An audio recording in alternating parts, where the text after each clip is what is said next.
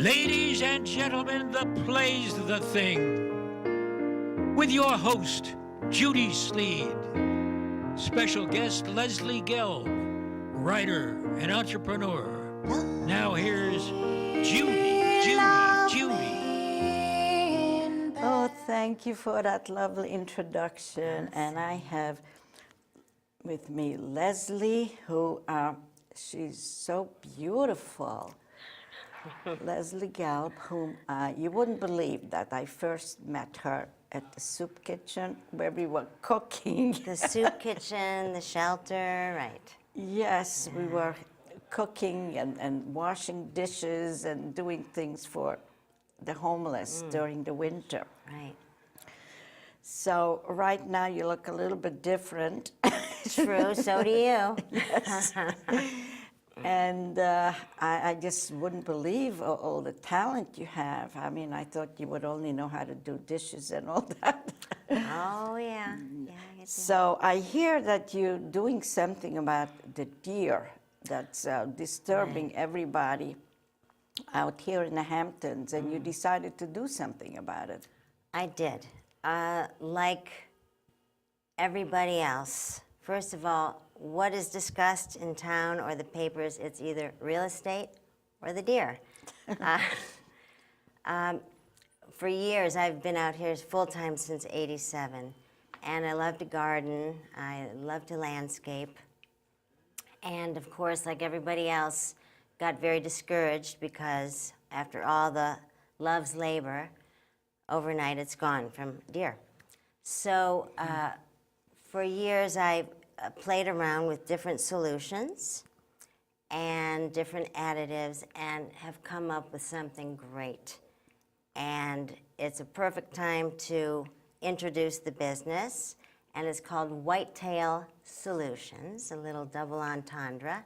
And I'll hold up, I don't know if this shows or anything, but it's It says Whitetail Solutions. Whitetail Solutions, because we have white-tailed deer out here, and it is a solution, a liquid that I applicate myself, and it works two ways, dual deterrent on taste and smell. And after lots of research, deer basically are creatures of habit. And if you train them, if they come to your yard, they taste, they'll go yuck, and they pass, and they'll pass through looking for other food sources. And my guinea pigs were, so to speak, were some people from the Longhouse Reserve who were very particular about their gardens and landscapes. And they were thrilled, it worked, and Whitetail Solutions was born.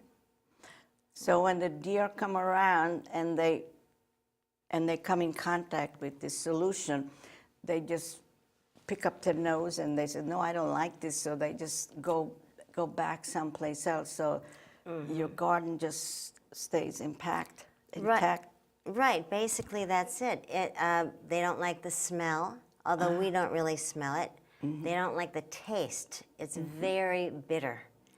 And they are deterred, and they just pass through. And it's also rain resistant, which... You are an inventor. Well, my grandfather was an inventor. Really? His company developed epoxy glue and super glue. Wow. And he was an inventor, so I guess the apple doesn't fall far from the tree. I guess not. That's great. And you didn't think of putting that this type of glue near the plant so that deer would... No. This is all non-toxic. It's all EPA I get it. I get it. No, I don't want to hurt them. Just a joke. Yeah. That was a bad joke. Yeah. Oh, that's so wonderful, because I was going to ask you about your background. Where you come from? I'm from Cleveland, Ohio. My goodness, how did you happen to drop in the Hamptons? Well, before I dropped in the Hamptons, I dropped in Manhattan. And I was a radio producer for a 55-minute magazine format show in Cleveland. And then I had a cousin who lived in New York, and he was directing a play off off Broadway and said, why don't you come be my assistant? So I dropped what I was doing, I came out, and I never left Manhattan. And I used to take a summer share with friends on the weekends, and then eventually I was a recording artist on vinyl. And when I was offered, I sang rock, but when I was offered a contract to sing disco, I said, okay, it's time to move. So I moved, and you know, people, I think it's a good idea to constantly reinvent yourself. Just adds on. Keep it fresh. You keep it fresh, and you adapt to different situations. Right now, I mean, adapting, creating a new business, for example. You know, what is it? Necessity is the mother of invention. So true. So true. So you have to just. So when keep did at you officially start this business?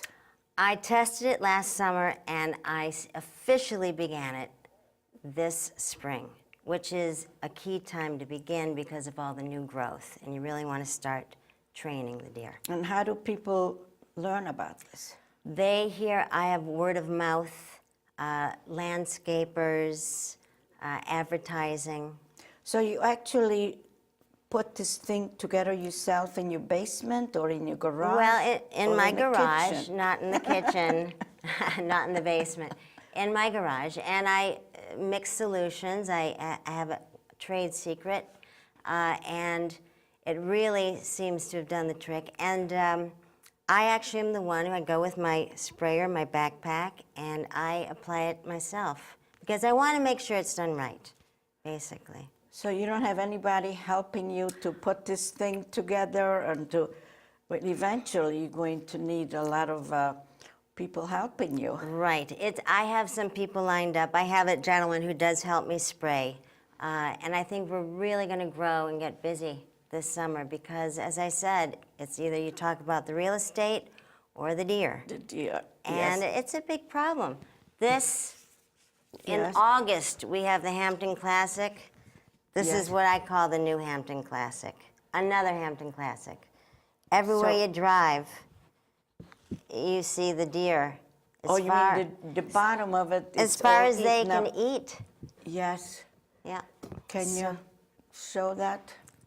Can you, yeah, that's it, they zoomed in. Right. So the bottom half where it's brown, that's where the deer ate up the plant. Right, right. And they do that to plants that have supposedly been deer resistant in the past, like holly. It's being eaten, butterfly trees, and Yeah, I've heard of a lot of homeowners who try to beautify their homes, and then there come the deer, and then, you know, it's gone. well, people spend a lot of money. They spend a lot of time, and it's very defeating and frustrating. I spoke to a builder a couple weeks ago. He put in maybe $50,000 worth of landscaping. Literally overnight, it was decimated. And not everybody wants fences. There's town ordinances where you can't really put up the But fence the deer higher. could jump over the fence. The deer jump over the fence. Yeah. Really, the golden standard, I think, is a 14-foot fence. No one can do that, or I don't think the town allows it or the village, but, you know, it helps. Yes, but It you know what helps. the drawback is? I know people who have fences, then you have a problem, how do you get in? So either the homeowner has to run to the fence and open it, or who has to have like that mechanical fence opener. Or you have somebody who forgets to close the Yes. gates, and then you're in big trouble. Yes. Yeah. So I heard that once before, it's no more deer Bambi, like the way they, you know, Disney describes the deer. I know. Cute Bambi, it's a real threat. It is. It is. It's unfortunate, but as I say, you know, there's a way of dealing with it. Right, and I So- think you have the right solution. And No this is- pun intended. Yes. And you are wearing these very interesting and beautiful Yes, shoes I don't or know if boots. anybody can see these lovely chic Shoes. shoes. I don't Yeah. know. Yes, these are Yes. French rubber boots that another entrepreneur out here, Diane B., who is a wonderful garden expert, and with the Longhouse Reserve, she also started she's an expert, the 10 most essential gardening tools, and this is one of them, and they are terrific. Oh, this is actually a garden boot. It is, and you can get it on www.dianebest.com. That's Diane with 2 N's. And they are terrific. They're comfortable, they're water resistant, they're nice to look at. So you could also wear it as a rain shoe, sure, absolutely. no matter, and you Absolutely. could go to a garden party wearing these, and you could even dance in them. You could dance in them. They're very comfortable. Very versatile. Yep, they're comfortable, they're great. So when you said that she invented this, I mean, what is it she did with these? Diane is a gardening expert, and because everyone's looking for new businesses to do in this economic climate, you do what you know best. She chose her 10 favorite gardening essentials. And that is, you can buy them online. It's a new business too. And what did she do? What has she got to do with this design? Let's put it the that way. design, nothing, but she found the shoe. She's tried the shoe, she loves the shoe, and she sells the shoe as part of her she found line. it It's part of her someplace. line, yeah. So, I don't know, she'd probably be a good guest to have on your show too. But as I say, you know, we all live in this community. It's great. We're all thinking outside the box. And it's just great to work with each other. And It is. And help each other out and, you know, just enhance the community. Do what you can. Yeah, that's what I like about small communities. Right, me yes, too. we all know each other, we say, and we exchange ideas and we help each other out. Absolutely. That's great. Absolutely. Now, a little bird, or shall I say a deer, told me that you do some sort of writing. Yes, I do. I've written some screenplays in the past, but the past few years I've been working on a friend's memoir. And he was a neighbor of mine. He is a Native American. Neighbor where? Here in the Hamptons? In the Springs, in the Hamptons. And he is a brilliant self-taught artist. He is Native American, as I said, Sioux Lakota. And as I would go visit with him while he would be sculpting or painting, he would be telling me the story of his life, and it was fascinating, and I knew that had to be my next project. So this is So a are you work in writing progress. his life story? His life story, his memoir, right.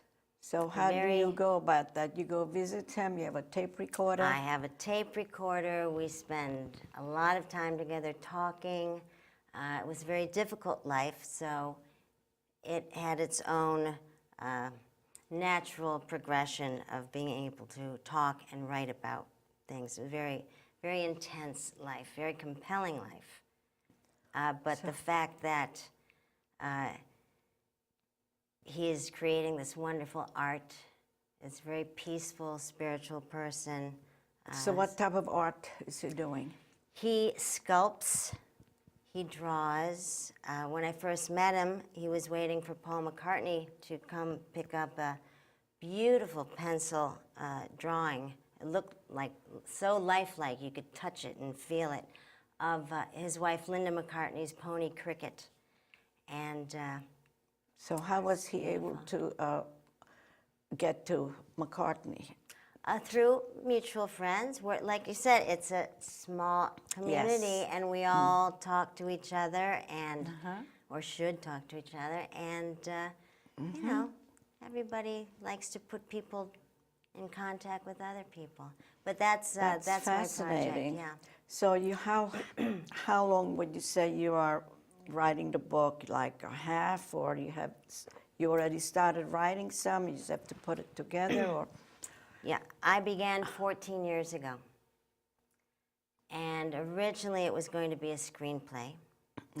Then I put it on a shelf because things happen, life goes on, and we picked up the project about a year and a half ago again. I'd say I'm maybe 3/4. Already? Yeah. That's because this is a very different style of writing than a screenplay. It is, and it lends itself to a screenplay too. It's very dramatic, very visual.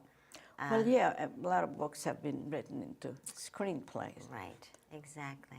Yes. Yeah. Well, that's fascinating.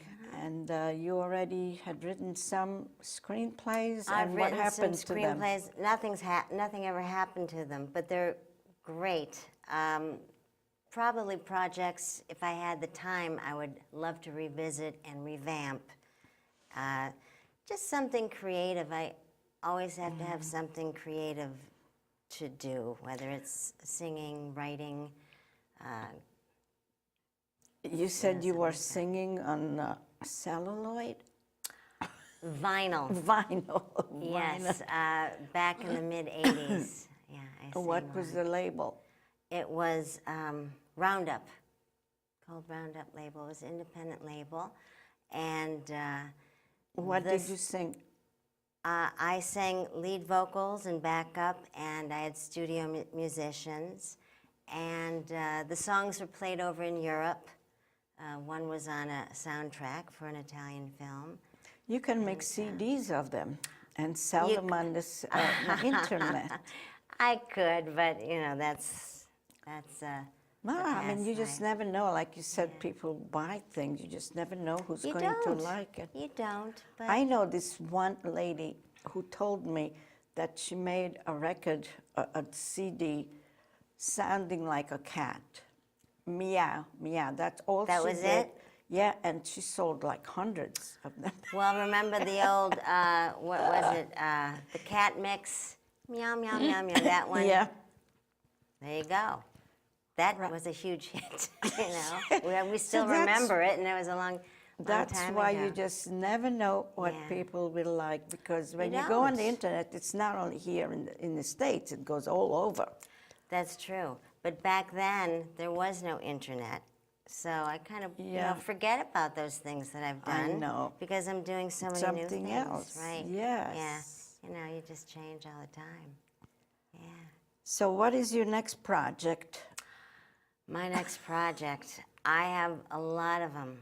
I have a whole box of ideas and projects to get to, but you know you can only do so much at a Right. time. I just have more ideas for screenplays. Let me just find out more about your background. Sure. You have any siblings? I do. I have 2 sisters, and I have a brother who is deceased. He passed away from AIDS in 1984. Oh, I'm sorry, not 84, 94. My brother Bobby, who my son Bobby is named after. no. Yeah. So, and your siblings? My 2 sisters, one lives in Virginia, one lives in Florida, and my parents still both live in Cleveland. Yeah, which I love. Love. And any other relations who you live with here in the Hampton? Where do you live, in the East Hampton? I live in East Hampton. I've always lived in East Hampton. And I live there with my wife, Daphne Priel, who we've been together 25 years. Oh my gosh, I know her. You do know her. A lot Yeah. of people know her. Yeah. Yeah. So we moved out here from the city. And then we have our son, who's what's his name? Bobby. He's so talented. Yeah. When was that? The other day I heard someone playing the piano, so I went over there, and it was him playing. I said, "What is this?" He said, "What are you playing?" He said, "I had written this." He had written this. I said, "Then do you take lessons?" "No, I'm teaching myself," he said. Yeah. He's got a great ear for music. He's sings beautifully, plays guitar, plays piano, and basically teaches himself. But as you heard, it's not just the plunking out. It's No, he really plays rich, melodic. I am also amazed when I hear the music and I turn the corner and it's him at the piano. So, yeah, that's great. I love that. And I met him, I saw him before, but I just didn't know who he was. But I met him with his friend, what's that, Dylan.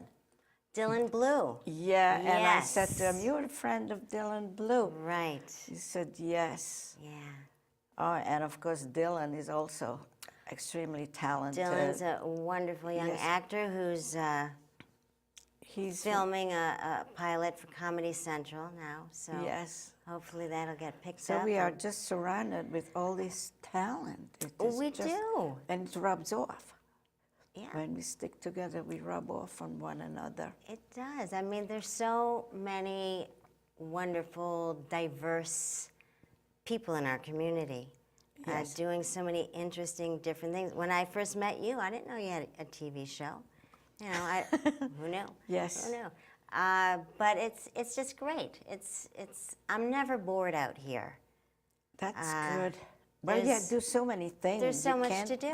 be- yes, you can't There's be just bored. you are can't be bored. very Right. diversified, Yeah. which keeps you young Keeps me young. and That's interesting. right. That's right. Yeah. Like, I put my makeup on at home, so when I go out, people see me like this. So, of course, I attract some people on the street. So before I came here, there's this very good-looking young man. He started looking at me, so we started talking. He's a doctor. And then I said, "You're a doctor, I'm a star. I'm just going to do a TV show." So we exchanged numbers, and he signed up to be on my show. That's great. I mean, this is a wonderful facility. Yes. Wonderful And facility. I love doing this because this is mainly for local people. Right. And there's so many local talent, and everybody is just not one thing they do several. It is just amazing. This is a wealth Absolutely. of talent. And they all come to me, and I get to know everybody, so that pleases me a lot. I'll say, how many people have you had on your show? Oh, over 200. Over. I have to count. I have to ask the programming director, Patrice.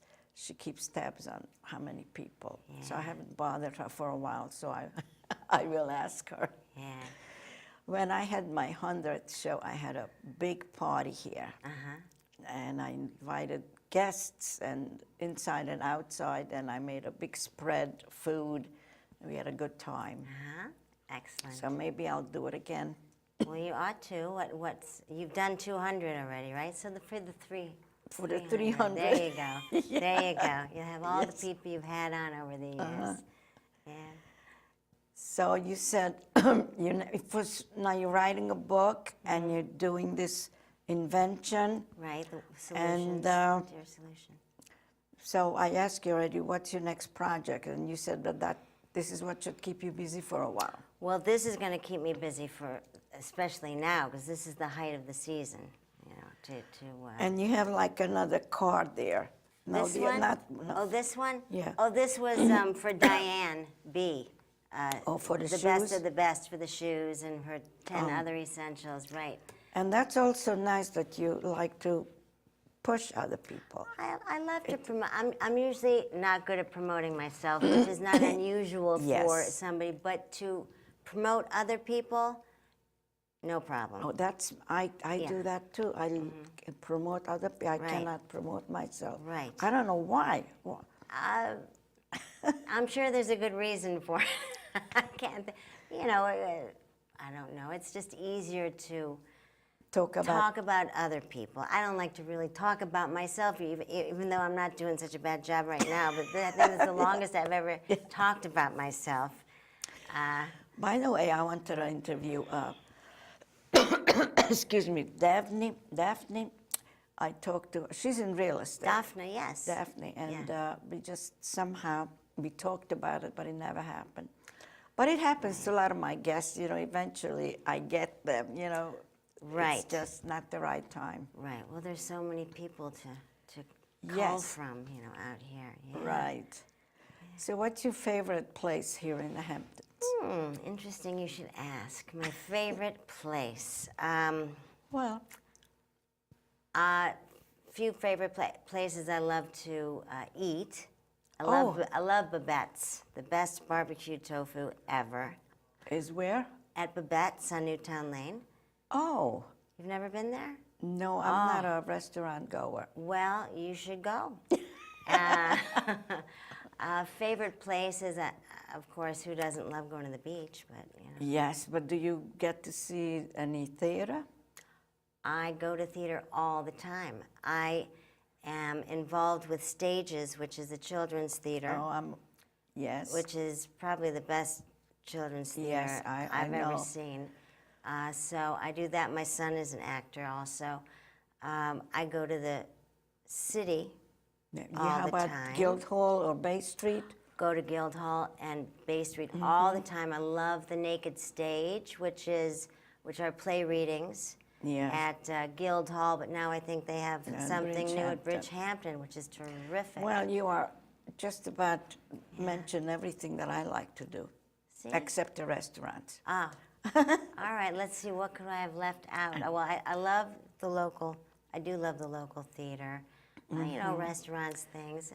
Well, I just can't thank you enough to adorn my stage here.